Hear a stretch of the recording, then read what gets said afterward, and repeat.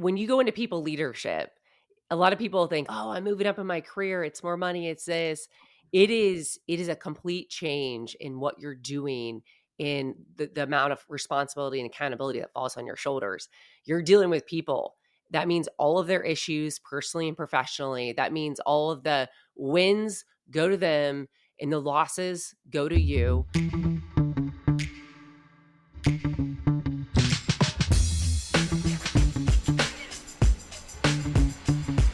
You push the button, now you're listening. It's Relationships at Work, a leadership podcast helping you build workplace connection, improve culture, and avoid blind spots.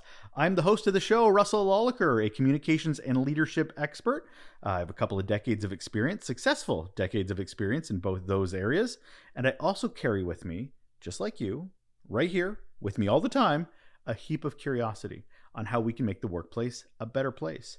And this podcast has been such a great feeder,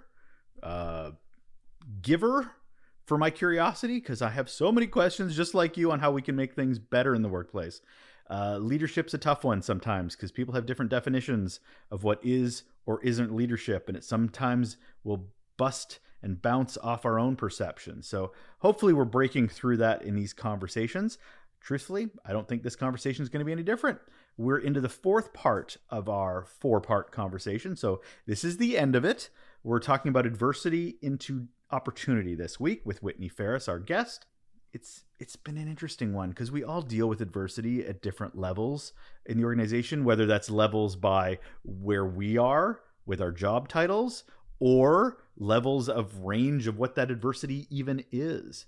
And I think we've done some pretty good work this week talking about some tools and mindset shifts that could probably help with some of that, whether it's understanding what adversity even is, whether it's our own approach to it. And even yesterday was about our teams and how they could take on adversity or how we could introduce adversity to them. This one, we're talking about culture. We're talking about how the organization shows up and what our role is in all of that. Could we model better? Oh, these are some good questions we need to answer, and we're going to do that by jumping into the conversation right now. Hold on. Sounds great, Whitney, but we don't work in a bubble. Leaders can control what they can control, but we will sometimes work in organizations that say we embrace failure, which is crap because they say it but don't follow it. So when we've got our team, the team's working well, we're doing all the work that we've talked about already, but then the culture around it might have a very different perspective of adversity and failure. And how do you get through that? Because that's hard to ignore. Yeah, it is definitely hard to ignore, which is why I think company culture and where you choose to work, there's some limitation as to how that's going to go based on where you are. I'll tell you my belief as our role as leaders, which is we are ultimately accountable for everything that happens on our team. Mhm. So that means if someone on my team makes a mistake, it's not their fault, it's my fault. And I think too often we as leaders have this mindset like, well, when they call me, I'll be like, that person, they did a really great job at all these things. They kind of had a couple mistakes. I got them course corrected for the future. Don't worry about them. That's not my message. My message is, listen, this is on me.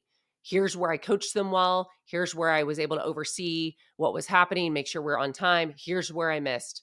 Here's what I'm going to do differently next time. Blame me. And so I try to take that pressure off my team because ultimately I am accountable for everything that happens in any business that I own. So I make sure that I demonstrate that to my team and that they know that their failures kind of stay at my level and not go up. And then it's my job to create the change that needs to happen for my team to be successful. And so, yes, you're going to take some heat at times, and there's going to be situations where you should have done better. But I'll tell you what, like when I've had those instances where my team has missed and it's sat on my shoulders, it's either I'm going to get better or I'm going to be moved out. So I'm going to find a way to get better. And that's truly, to me, a sense of motivation. What are you communicating to executive who may not see it that way?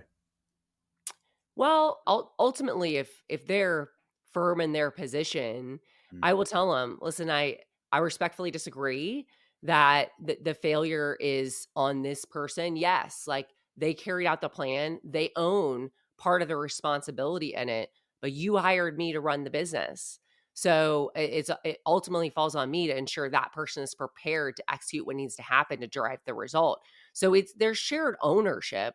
I'm not saying that the person was perfect and I just messed everything up, but I'm the person that's accountable, just like that executive is a person that's ultimately accountable for hiring the right people and training them to drive the results of the organization. And I don't think a lot of leaders understand the benefits as well of doing that and of having a high functioning team that embraces that failure and moves on from it and then has that next success navigate or to varying degrees sort of thing. Because Mhm. if you're doing this well, if you're modeling this well, there's other business areas going, what are they doing right? Why is that? I want to be on that team as opposed to getting regularly punished for every little thing, micromanagement over here. It's showing how work can be. And I don't think we see that enough. We just see it of going, it's an other situation as opposed to the ideal. Mhm. No. Yeah, I mean, I definitely think that it I tell people all the time, when you go into people leadership, a lot of people think, "Oh, I'm moving up in my career, it's more money, it's this." It is a complete change in what you're doing, in the amount of responsibility and accountability that falls on your shoulders. You're dealing with people. That means all of their issues, personally and professionally. That means all of the wins go to them and the losses go to you. And if you do that, if you take extreme ownership of your team and their results, then you will have a team that will run through walls for you. And when I said leadership isn't that hard at the beginning, I mean, it's hard, of course, but we overcomplicate it. It's like just be a human being, right? Be there to support people, get to know people, take ownership for putting them in a place to be successful with their plan, with their skills, and then protect them to the extent that they need protection when things go wrong. When they've done things under your guidance and it goes wrong, then, stand in front of them, take the heat, help them grow. And guess what? They are going to run through a wall for you. They're going to have more trust, more loyalty. They're going to have increased motivation. And that's what creates that environment where people are like, gosh, like I want to go work on that team. And I say that from a place where I definitely did it wrong as a 20 something year old leader. Mhm. And 20 years later, I'm going, gosh, like, why did I overcomplicate this? But a lot of times you got to learn through experience, and that's how it works. On the flip side of this, I mean, I talked about organizations not treating failure as well as they should, or at least as well as they say. But then there's the flip side of it where we get into toxic positivity, where everything's great all Yes. the time. And, oh, these aren't failures, these are butterflies in the wind. It's just sort of these things that we minimize. I feel like, how can we address that while encouraging some sort of perseverance? Yes. You hit a nerve that drives me insane, which is we do nobody any good if we pretend that everything is great all the time. And so I one of the things I teach in my leadership courses is how do we give feedback in a way that is constructive, actionable, and does not feel personal? Because otherwise, we don't want to hurt people's feelings and we don't want to discourage them because they're trying really hard despite they're not getting the result. So we're Mhm. just like, hey, good job. Maybe try this. And then they think, oh, I did great. They didn't even hear the try this part. They just heard it was great. I'm going to keep doing it like that. And then it bubbles up and it gets really bad eventually, right? It's how it usually goes. So I think first of all, you have to build trust with people. I like when I have teammates that are maybe I can tell they had that toxic positivity, but then they're telling me something behind the scenes. I'm like, either you can handle this or I can. You don't want me to step in because they're going to know you came to me and said, they really frustrate me when they do things like this. So, how can I help you have that conversation? And as leaders, we have to teach how to give the feedback. We have to set the standard of excellence and we have to drive accountability to it, which means you've got to go handle it yourself before you elevate it to me. If you don't, I'm going to ask you why not in a very nice way, out of in spirit of wanting you to be at your best and help others be at their best. So part of it's kind of that tone that you set up front of this is who we're going to be as a team, whether it's with me and my peer group, me and those that report to me, my leader and I, my business partner and I, expectation setting starts that foundation of how we're going to operate together. You touched earlier in our conversation about you want to work in the right environment, the right culture. So make sure you're working in the right place to begin with before you get into any of this.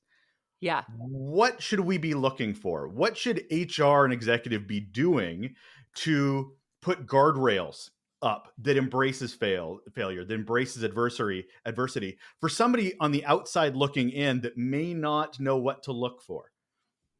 Yeah. Well, I would say from the outside looking in, first of all, just like you show up at your best when you're interviewing. I mean, you have all the preparation done, you're saying the right things. Probably the company is as well, and those that are representing the Mhm. organization. So I think the questions that you ask are really critical. You can't be afraid to ask the question if your gut is, wow, this is a really intense results driven place, which may mean there's no tolerance for missing a number, missing a goal. Ask the question. And you can ask it in a way that's not like, what happens if I miss my quota? I mean, that's kind of a red flag, but to say, listen, like, I know you have big goals. How do you empower people to be successful? Well, what would happen if that person actually missed? Mhm. What's the process for how you help them from there? Read between the lines. It's not always what they say. It's how they say it. It's what they don't say, but their body language and tone communicate that. And then just know what you're stepping into. You're not going to know until you're in it, truthfully, but you can ask the questions to understand. And if leaders are too busy to meet with you, if you said, "Hey, I'd love to meet with your leaders for 20 minutes to kind of get a feel for how they lead in the company culture," that tells you a lot right there. As an organization, I think that what tends to happen is as you go up the ranks from not your frontline people leaders, but let's maybe your directors, your senior directors, your VPs, like that higher level leader, the tendency is we assume they got to that role because they were excellent frontline leaders. Not true. That's a misconception right there that I should have listed earlier, right? Not true. So, whether you're a C level person or SVP or a VP, those in your ranks, you have to validate how they're handling these situations, Mhm. right? And a lot of times it's super easy because when it comes to you, you can see how they're reacting, how they're representing the situation, and then just ask them like, "Well, tell me, how are you leading your person through this?" And so it's not like HR, I love HR, they can put all the guardrails around it as possible. You have to know how your people and their people are doing this in their teams and ask the questions, sit in on a debrief, and make sure that you have confidence that they're doing it in a way that makes you feel as productive. So, anybody listening to this, they want that curiosity, they want that self awareness, they want that understanding of control. Where do they start tomorrow? What's that baby step in the right direction? Yeah, I would say, first of all, you have to do some deep reflection. Mhm. What are the areas within myself that are my weak spots? Like, I don't have to tell anybody about it, but when adversity hits, how do I feel about that? What do I associate that with? Does it make me feel like, oh man, I'm not good, or I'm not gonna make it? When I'm in a room with higher level leaders, how do I show up? What am I feeling? First, start with knowing yourself because you can't fix all the other stuff until you know what's happening in your head and in your heart. And then from there, you can put a plan together, mentors, or work with your leader on development plans to start to build the skills that you need. But I think that reflection is work only you can do. And it's so important, that internal self awareness. That is Whitney Faires, an executive coach, keynote speaker, and leadership expert. And she's the founder of Whitney Faires Coaching, Speaking, and Development. Thank you so much for being here, Whitney. Really appreciate it. Yeah, thanks for having me. It's been a pleasure. Thank you, Whitney Faires. That is it. That is the fourth in our 4-part series on adversity to opportunity. A huge thank you to Whitney for being a phenomenal guest this week. I hope you had a chance to listen to all 4 parts of our conversation. If not, always an opportunity to go back and catch up. There is a point to this. We do try to have each episode be a little bit more targeted, a little more focused, based on what you're trying to focus on in your own leadership journey. So tomorrow, the conversation keeps going, but it's a solo episode. Fridays are like that. Every Friday, It's a solo episode with just me sharing my insights and mindset shifts from my own experience, my own learning from this show, past career experiences, observations, conversations with you. It's all very real, real world stuff. So hopefully you'll join me tomorrow. We're going to be focusing on a bit of my own journey, actually, and how I'm recognizing burnout in myself and what I'm going to do about it. So anyway, I hope you join me for tomorrow because it's a little personal, a little vulnerable, but isn't that what leadership's all about? Spoiler, it is. It is. We'll see you tomorrow. Take care.